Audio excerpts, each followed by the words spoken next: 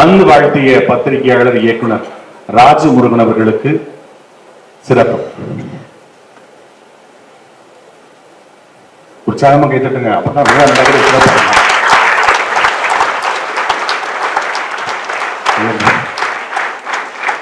தொடர்ந்து விழா நடக்கிற கீழே தெரிய வேண்டாமா?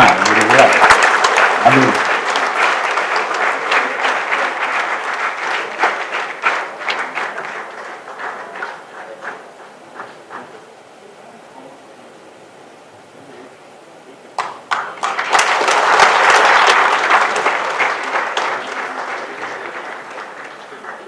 அடுத்ததாக திரு ரங்கராஜ் பாண்டே அவர்களுக்கு.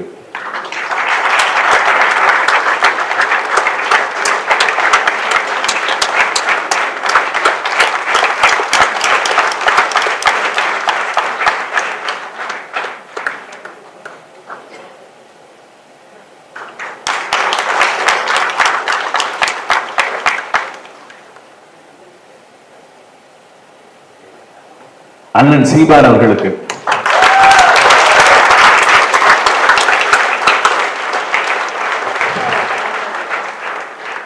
நாயகன் சசிகுமார் அவர்களுக்கு.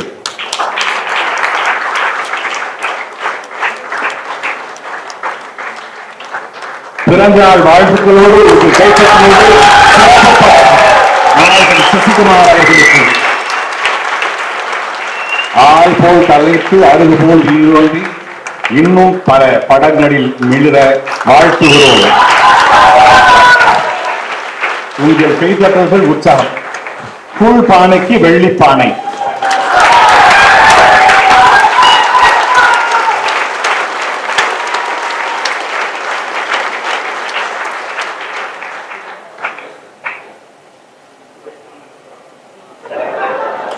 நந்தன் படக்குழு சார்பாக நாயகனுக்கு பிறந்த நாள் பரிசு.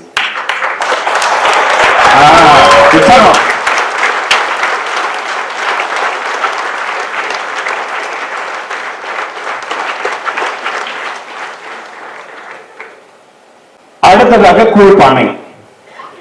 பொதுவா எங்க கிராமங்கள்ல கூழ்பானை அப்படின்னு சொன்னா எந்த நேரமும் சாப்பிட்டுட்டு உடல் வளர்த்து திர்ற, வயிறு பெருத்து திர்ற ஒருத்தரை தான் கூழ்பானை அப்படின்னு சொல்லுவாங்க.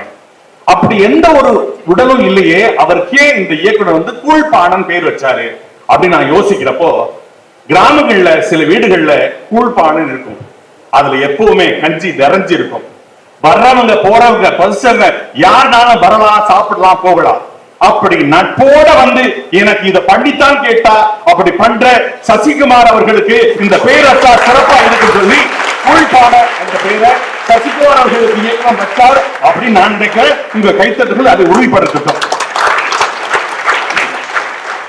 அடுத்ததாக சசிகுமார் அவர்கள்.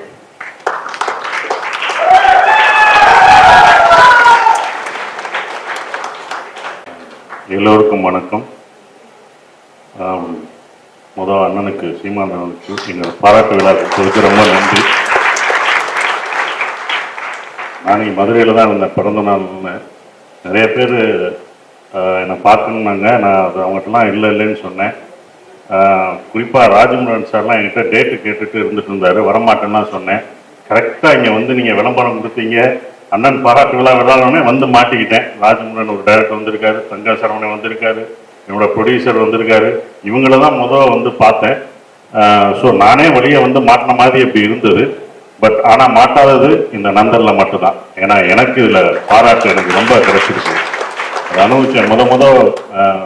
சரவணன் கதை சொல்லும் போது நிறைய கதை கேட்டிருக்கேன். அவர் சொல்லும் போது அவர் நிறைய கமர்ஷியல் கதையெல்லாம் வச்சுருக்காரு. அந்த மாதிரி ரவுடிசம் கதை இந்த மாதிரி நமக்கு ஏதாவது சொல்லுவார்னு தான் நினச்சோம். இப்போ ஜூனியர் வினில் கூட அருமையான ஒரு கதை எழுதிட்டு இருக்காரு. ஸோ அந்த மாதிரி கமர்ஷியல் கதை வைக்கும்போது அவர் இந்த கதையை தேர்ந்தெடுக்கிறாருன்னா அவருக்கு அந்த சமுதாய பொறுப்பு இருக்கு. ஸோ அந்த பொறுப்பில் கொஞ்சமாவது கதாநாயகனா எனக்கு இருக்கணும் அப்படின்ற ஒரு விஷயம்தான் நான் இந்த படத்தில் இந்த கேரக்டர் நடிக்கணும் அப்படின்ற ஒரு விஷயம் இருக்குது. நான் சொல்லுவேன், ஏன் கமர்ஷியல் படம் எடுக்க மாட்டேங்க, இந்த கதை நல்லா இருக்கேன், அந்த கதை நல்லா இருக்கேன்னு. ஆனால் இந்த கதையை எடுத்தே ஆகணும் அப்படின்ற ஒரு விஷயத்துக்காக தான் இந்த நந்தனை அவர் ப்ரொடியூசராக இருந்து அந்த படத்தை பண்ணியிருக்காரு.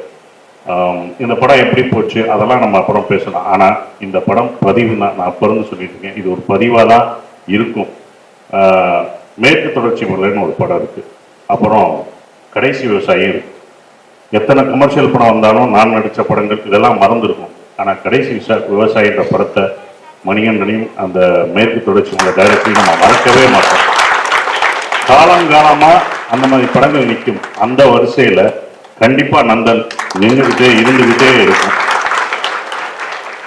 பாலாஜி சக்திவேல் சார் சொன்னார், எங்களுக்கு அடிக்கடி ஒன்று சொல்லுவார் இந்த படத்தை பற்றி, இது வைரம் தேய்க்க தேய்க்க அதோட பளபளப்பு கூடிக்கிட்டே இருக்கும் அப்படின்னு. இப்போதான் அந்த வைரத்தை முதலாக தேய்ச்சது சீமான் அண்ணன் தான். முதல் படத்தை காமிச்சு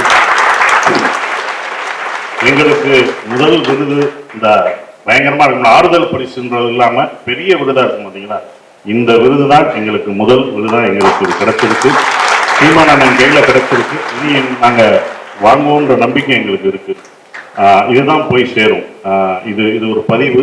இப்போ வரும்போதே பார்த்தேன் வெங்கடாச்சார் பாண்டே எல்லாம் விவகாரம் பிடிச்சாலாதான் இருக்கு சார். விவகாரம்ன்றது நான் பயப்படுறேன் சார் உங்களை பார்த்து. அப்படிதான் அந்த நீங்கள் வேற விவகாரம் நினச்சிடாதீங்க. என்னடா சரவணன் பழக, ஏன்னா முத எனக்கு சரவணனை அறிமுகப்படுத்துறதே எனக்கு ஆனந்தவுடன் ஆஃபீஸில் அவர் தான் சரவணன். அப்போ அமீர் அண்ணன் ஒரு பிரச்சனையில் ஜூனியர் உடன் எழுதியிருந்தார். அப்போ ஒரு பெரிய பிரச்சனை இருந்தது. இவர் தான் சரவணன், என்னோட பிஆர்ஓ சொன்னார், இவர் தான் சரவணன், இவர்கிட்ட மட்டும் பேட்டி கொடுத்துடாதீங்க, மாட்டிடாதீங்க அப்படின்னு எனக்கு இது பண்ண ஆளதான் சரவணன். அதுக்கப்புறம் தான் நாங்கள் நண்பர்களாகி இவ்வளோ தூரம் 20 வருஷம் நாங்கள் நண்பர்களாக இருக்கோம். ஸோ அவ்வளோ எல்லாருக்கும் நண்பர்களாக இருக்காரு. சரவணால முடியும்னா இவங்களெல்லாம் சேர்க்க முடியும். ஸோ சரவணுக்காக தான் எல்லாரும் வர முடியும் அப்படின்ற ஒரு விஷயம் இருந்தது. இந்த படம் எங்களுக்கு பணிபுரிந்த எல்லாருக்குமே ஒரு நல்ல ஒரு எனர்ஜியை கொடுக்குது இந்த படம். அதுதான் உண்மையான ஒரு விஷயமா இருக்கு.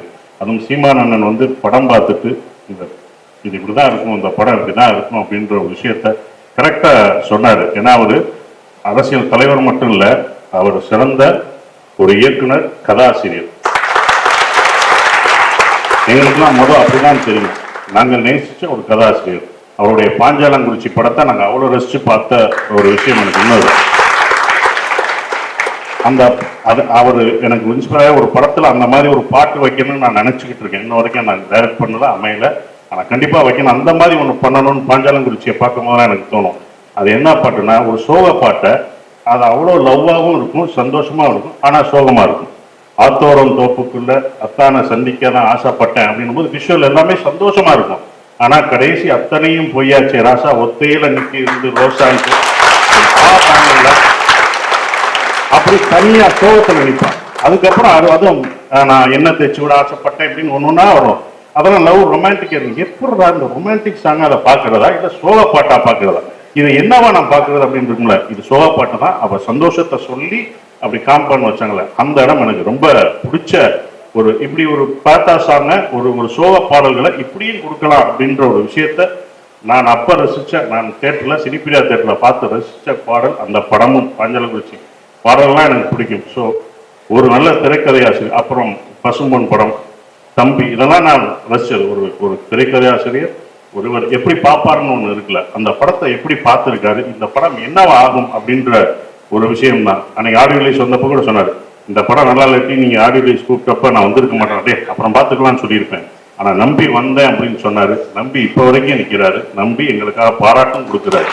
இதுதான் எங்களுக்கு சரவணுக்கெல்லாம் கிடைச்ச ஒரு பெரிய விஷயமா நினைக்கிறேன்.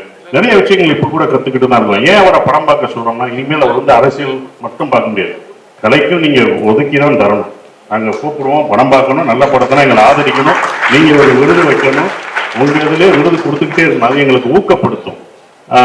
நிறைய விஷயங்கள் இருக்கும் எங்களுக்கு. இப்போ சமீபத்தில் கூட இளையராஜா பாராட்டு விழாவில் அவர் சொன்னார் 3 மணி படத்தை.